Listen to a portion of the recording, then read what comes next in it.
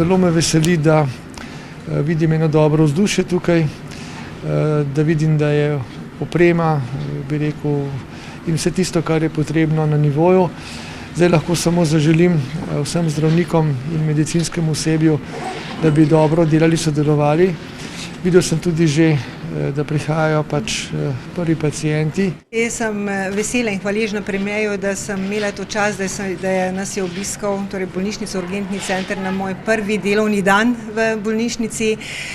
Ogledal si je center, pogovarjali pa smo se tudi o nekaterih organizacijskih vrzelih oziroma organizacijskih izzivih, ki nas čakajo. Sem tudi jaz vesela, da se je oglasil danes, ko predajam funkcijo direktorice gospe Mileni Kramar. Veseli me, da je ta pogovor potekal v lepem vzdušju. Opozorili smo ga tudi, da bolnišnica potrebuje tudi vnaprej investicije, pokazali, kje načrtujemo našo intenzivno terapijo.